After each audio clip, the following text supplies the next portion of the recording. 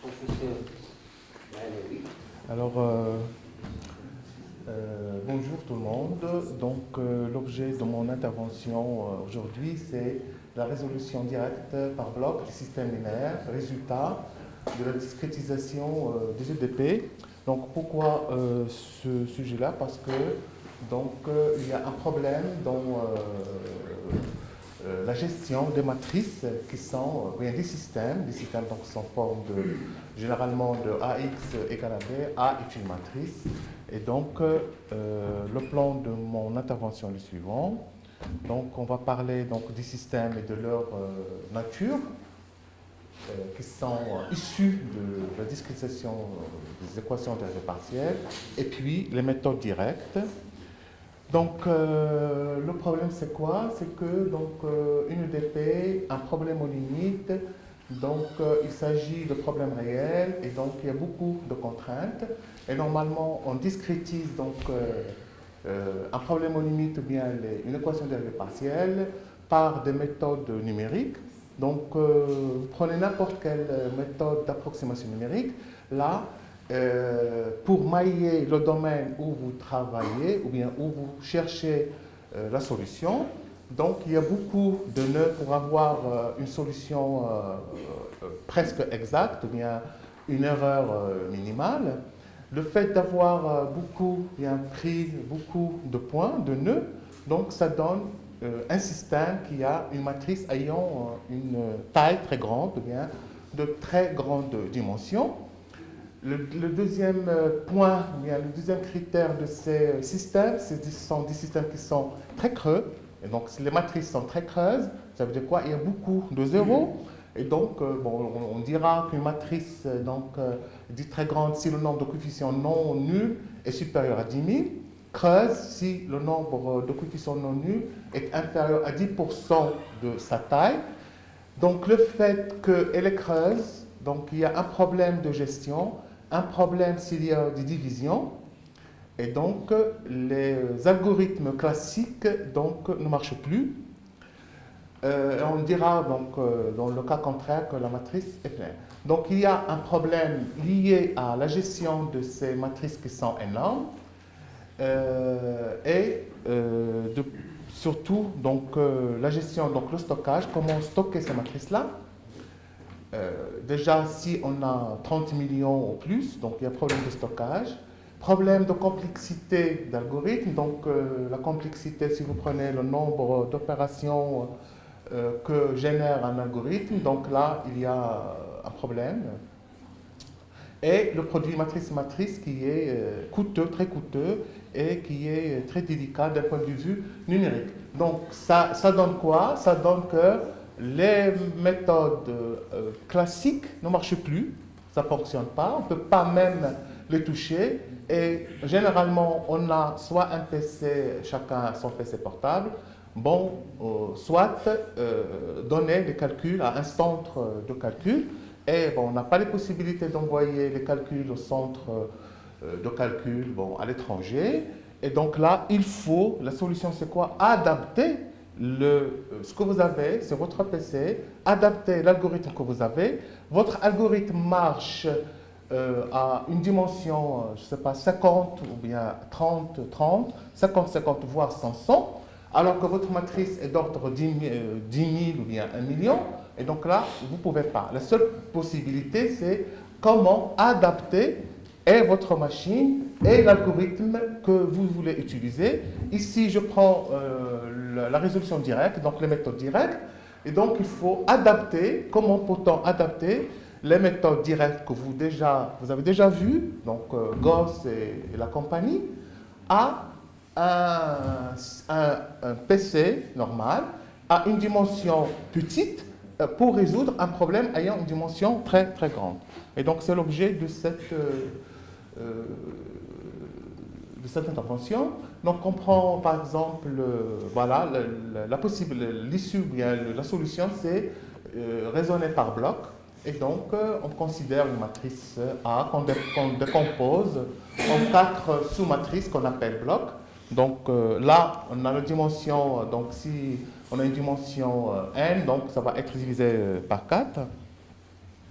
Donc on appelle factorisation, donc la première c'est la méthode LU. Et donc l'idée c'est quoi? C'est de factoriser pas la matrice en LU donc classique, mais un début de factorisation LU qu'on appelle factorisation incomplète. Ce n'est pas la factorisation elle-même, mais un début de factorisation. Comment? Donc on factorise A sous forme de produit de deux matrices ayant donc 4 blocs.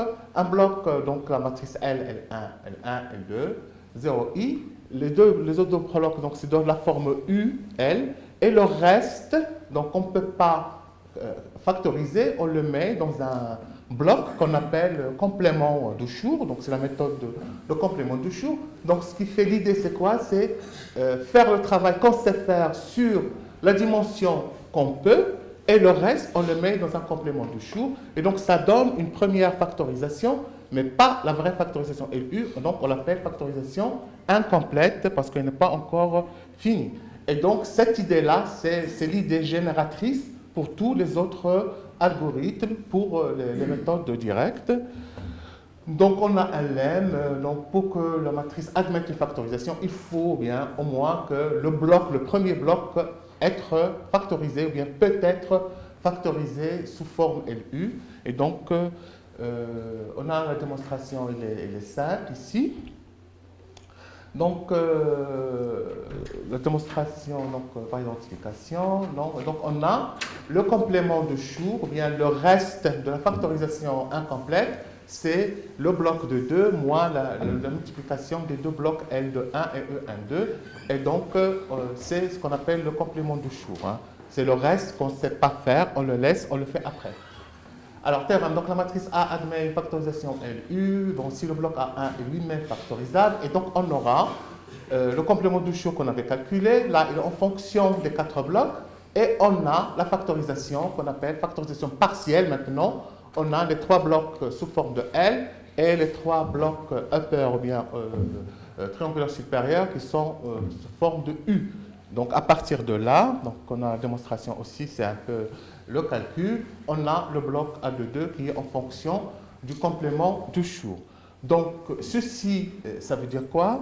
Ça veut dire que, pratiquement parlant, ça veut dire quoi? Ça veut dire que j'ai une matrice qui est énorme, mais j'ai un algorithme LU qui marche à une dimension petite, 100 ou bien 50, et donc le bloc A11, c'est le bloc où je mets la dimension 50, le reste, je le mets dans le complément de Schur, et donc puis avec une récurrence, eh bien, de façon récurrente, ce complément de Schur-là, on va le diviser, je prends un bloc ayant la dimension petite, et le reste, je le mets, ainsi de suite, de façon récurrente, jusqu'à épuiser toute ma matrice, et donc on aura la factorisation de la matrice mère, ou bien la matrice très grande. Donc, le principe, pratiquement parlant, ça revient à quoi? A, puis on factorise la première étape, la deuxième, jusqu'à épuiser toute la matrice très grande. Donc là, l'algorithme, c'est quoi? Donc, si la dimension de A est petite, donc ça y est, on sort. Si la dimension de A est grande, on définit les 4 blocs. Je prends la dimension du bloc A1, la dimension qui m'arrange. Je calcule donc le complément de Schur, je fais la factorisation de ce complément de Schur, puis je monte. Si la dimension de S22 est petite, on sort, sinon je refais encore une étape de factorisation par bloc ou bien de factorisation incomplète.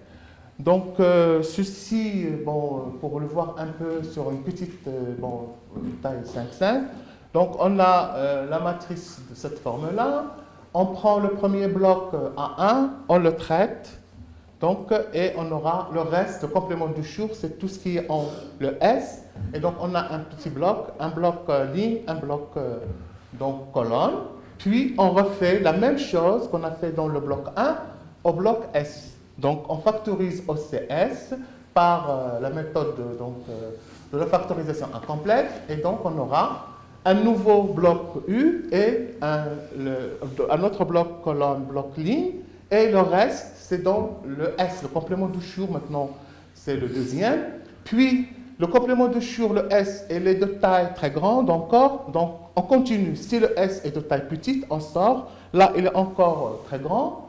On fait encore une troisième fois, on a donc obtenu le bloc U, puis le S, il est encore grand, on fait encore la factorisation incomplète, et là, ça y est, jusqu'à terminer, maintenant le S, elle a la même dimension, bien une dimension inférieure ou égale à la dimension qu'on veut, et donc on sort. Et donc ceci donne donc la factorisation LU de la matrice A en faisant que des petites factorisations. Pourquoi? Parce que c'est ce qu'on peut faire avec notre PC. Donc cette idée-là, d'utiliser un calcul incomplet ou bien partiel, c'est l'idée de base pour les autres méthodes donc directes. Donc on prend ce qu'on veut, dont on peut, donc la dimension qu'on peut, on la fait et puis le reste on le met dans le complément de Choux. Et sur ce complément de Choux qu'on fait de façon récurrente donc les autres parties de calcul. Alors, donc maintenant, bon, le même principe, on va l'utiliser pour la factorisation de Gauss. Et donc, qu'est-ce qu'on fait? On prend carrément le bloc A1, le coefficient A1, et on fait sa factorisation, c'est évident. Puis, tout le reste de la matrice va être pris donc, comme complément de Choux. Et donc, il aura la dimension de la matrice moins 1, puisqu'on a fait le 1. Puis, on fait la méthode de Gauss sur ce complément de Choux, puis on vérifie et on continue jusqu'à épuiser toute la matrice. Donc, supposons qu'on a décomposé la matrice A sous forme de bloc, donc P bloc. Là, on a la dimension, bien sûr, des blocs est très petite par rapport à la dimension de la matrice, et donc ça sera si on a P, donc la dimension c'est de N sur P, et là, ça y est, on peut appliquer l'algorithme qu'on a sur notre PC à cette sous-matrice de dimension N sur P. Bon, l'algorithme est le suivant, donc c'est la même chose. Donc là, on a utilisé l'opération pour trouver la matrice L et U, donc c'est l'opération de Gauss, de telle façon à avoir la factorisation de Gauss. Ok, ça c'est l'algorithme. Donc Cholesky, donc c'est le même principe.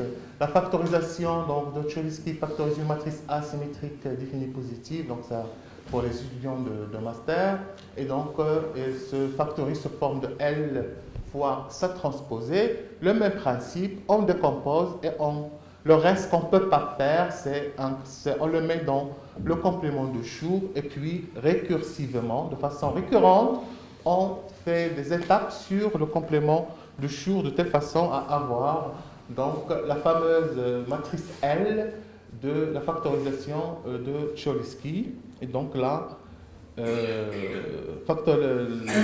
la forme donc, partitionnelle du bloc de Cholesky, donc on calcule le A de 1, puis l'inverse, donc on le met 2, et donc puis on a le fameux complément de Choux. Si la dimension est petite, on sort. Si la dimension de S de 2 est encore assez grande, on refait encore une factorisation incomplète de Cholesky, ainsi de suite, jusqu'à épuiser la matrice qu'on veut factoriser sous forme de Cholesky. Alors, donc, petite synthèse de cette factorisation-là.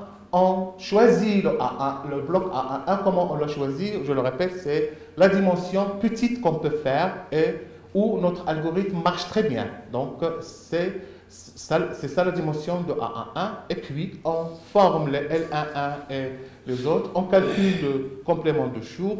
Puis, on applique donc la méthode à ce complément S de 2 si sa dimension, bien sûr, est plus grande que celle du bloc A11. Sinon, on sort.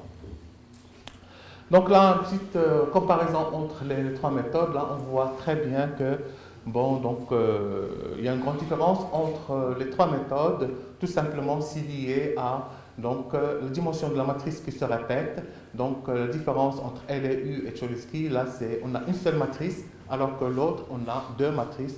Et donc, on voit bien que l'une est meilleure que l'autre. Hein. Alors, en conclusion, donc, on constate donc, que le principal avantage, c'est son direct, la précision. Ça permet de résoudre plusieurs systèmes ayant différents second membres. Donc là, on minimise, on factorise une seule fois et on résout donc deux systèmes triangulaires en L et U ou bien en L et T. Un système triangulaire est toujours moins coûteux qu'un système normal. Puis, Cholesky donc est toujours, bon, c'est la moins coûteuse parmi les autres méthodes, sauf que on a besoin de plus d'hypothèses, parce qu'il faut avoir la symétrie et la définie positivité de la matrice. Donc là, c'est ça le problème avec Cholesky. Donc, un moyen aussi, donc, ce qu'on vient de faire, c'est une forme de parallélisation de ces méthodes-là, en utilisant donc le complément de Schur et en utilisant donc la factorisation incomplète, soit en LU, soit en Gauss, soit avec Cholesky. Donc, pour ces matrices-là qui sont énormes et qui sont très creuses et qui présentent des difficultés, si tout ça ne marche pas, on passe aux méthodes itératives. Alors, les méthodes itératives, donc, elles aussi, elles ont donc, le problème de convergence, mais c'est des méthodes qui ont un avenir. Pourquoi? Parce que ça met en œuvre que des produits vecteur-vecteur ou matrice-vecteur. On sait que le produit matrice-matrice est très coûteux et pose beaucoup de problèmes. On évite ce produit matrice-matrice. Or, les méthodes itératives, c'est carrément scalaire. C'est produit maximum, c'est produit entre deux vecteurs. Et donc là, on voit bien qu'il y a un coût minimal. Et donc, ça promet surtout quand il y a une très grande dimension. Sinon, on passe carrément à un autre type de famille de méthodes qui sont un peu plus aisées, si vous voulez. C'est qu'on appelle méthode de projection ou bien méthode polynomiale de Krylov. Et là, on a vraiment une très grande famille. Et donc, c'est une minimisation d'une certaine norme de résidus donc, qui permet de résoudre donc, le problème AX égale à B. Donc, on calcule le résidu et on essaie de minimiser la norme de ce résidu. Donc, si tout ça, ça ne marche pas, on n'a pas de résultat, on passe carrément aux méthodes multigrilles. Et donc, les méthodes multigrilles, rapidement. Donc, ces méthodes qui sont hybrides, donc, ça conjugue les points forts des méthodes directes et les points forts des méthodes itératives. Et donc, on veut résoudre un problème avec un maillage très fin, mais le maillage très fin donne une très grande dimension. L'idée, c'est que je passe à une maille grossière. Là, j'ai une matrice petite, et donc j'utilise le direct, et quand le haut, j'utilise l'itératif. Les deux, donc en faisant ça de façon itérative, je peux résoudre un problème avec un maillage qui est très fin. Donc, sinon, il faut paralléliser. Là, soit faire le parallélisme naturel par bloc, soit passer carrément aux algorithmes et voir donc, ce qu'on peut faire pour séparer les boucles, surtout si on a beaucoup de matrices ou bien des produits matrice-matrice. Là, il faut séparer et donner la partie de calcul à d'autres processeurs et à d'autres machines. C'est la seule possibilité d'attaquer les systèmes à très grande dimension. Bon, sinon, c'est toujours aller voir les hybrides, autres hybrides, donc carrément, par exemple, conjuguer la méthode Gauss-Seidel avec Cholesky, donc pourquoi pas. Donc, Gauss-Seidel, donc ça met les blocs diagonaux, et donc le bloc diagonal, pour résoudre, donc calculer l'inverse, ça revient à résoudre un système linéaire, et donc c'est utiliser Cholesky qui permet de factoriser ce petit bloc-là. Pourquoi? Parce que les blocs sont petits, donc je peux appliquer une méthode directe. Mais la matrice est énorme, donc j'applique Gauss-Seidel. Pourquoi Gauss-Seidel? Bien Jacobi, parce que c'est itératif et c'est moins coûteux. Je peux l'attaquer parce qu'il n'y a pas de produit matriciel, il n'y a que calcul vectoriel. Donc, bon voilà, sinon, c'est ce qu'il y a pour le moment. Bon, je vous remercie pour votre attention.